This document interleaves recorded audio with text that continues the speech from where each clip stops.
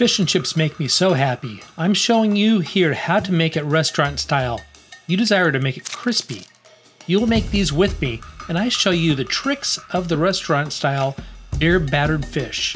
I'm showing you the crispy fried fish, the chips or fries, tartar, and slaw. Then watch at the end my reaction.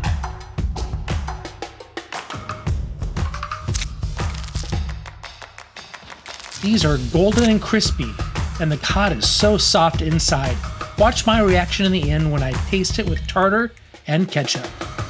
Dine with Devin. I'm that cooking guy taking you on a culinary journey to make the recipes you love. Are fish and chips healthy? Why fish and chips on Friday? Where did fish and chips originate? So many questions. Watch this screen for visual cues and amounts of ingredients while I tell you about the recipe, including the history behind who invented fish and chips, how fish and chips are made, and fish and chips is the national dish of which country. Step 1 of 5. Grab a few potatoes to make the, make the fries, French fries, or is it chips? You say chips on the other side of the pond, or French fries here in America. Wait, over there, depending on country, they're also referred to as wafers, or crisps, or frites. Americans can say that they are all confused, but I think we are more confused in America. We love French fries, but when we order what we're making here, we call it fish and chips in America. Heck, let's just get on with it. You saw me clean and slice those potatoes, thick like a steak fry, and bring them to a slow boil until firmly tender. What the heck did you say, Devin? Yep, soft, but still firm in the center. You need to fry them next, but in 2 stages. Heat the oil to 250 degrees. The temp will drop immediately to 220 with a part of the fries added.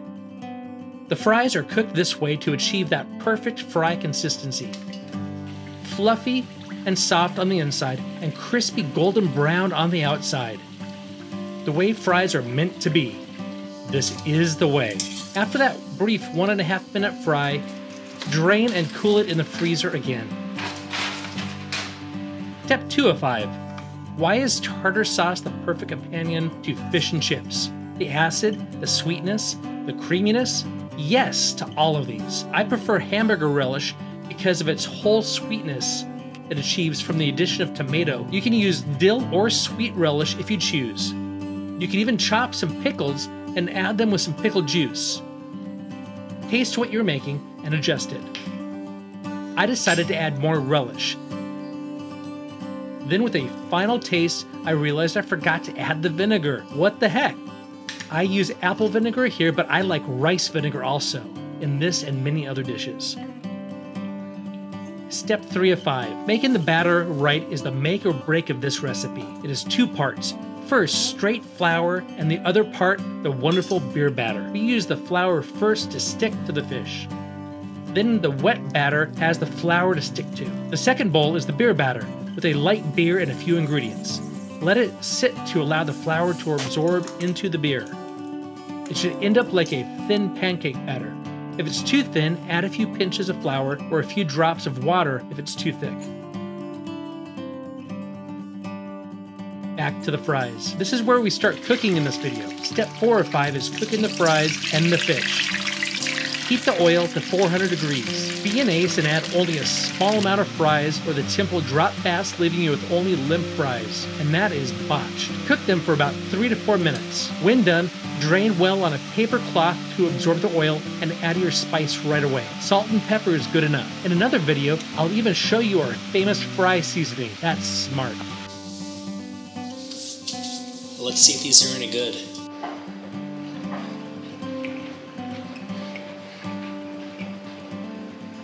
I love these. Find the links to the fancy pans or tools I use in the description below. Yes, even some of the recording equipment used to make this video, like the camera or lighting. With these links, you get a good price. The brands are Le Creuset, Ninja, Shun, and some others. Let's finish this grub. First, season the fish. Many chefs season the flour only or the fried batter at the end. You and I season the fish so that with a bite into it, you are smacked with flavor in the crispy batter and another layer in the fish. I will speed through this part, but you see how I coat the fish with flour completely. Then complete with the batter to coat it well. With hot oil, slowly add the fish, but don't let it loose yet. Gently paint it back and forth for a moment. This moves some of the cooking batter away from the fish, making it lighter but also adding more depth of flavor and texture. We are cooking in small batches here for the same reason we did the fries. Watch in a few seconds to see my authentic reaction when I bite into those fish and chips. You asked for a few facts about fish and chips. First publication mentioning it was in Oliver Twist in 1838, introduced to that country by Spanish and Portuguese Jewish immigrants. Fried food is not my first thought of a healthy meal, but it will most likely put a big smile on my face. Fish and chips on Friday? Well, this is a result of Lent substituting fish for meat on that day. Or if you are in upstate New York and Wisconsin and other parts of the Northeast and upper Midwest, you call it fish fry on Friday. All these different names for such a simple dish shows us how many love it, adopting the recipe and names with their own slang.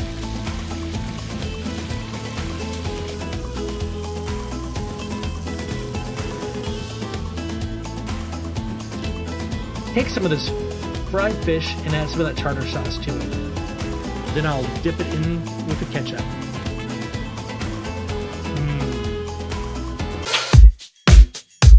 Yeah! Make it! This is delicious.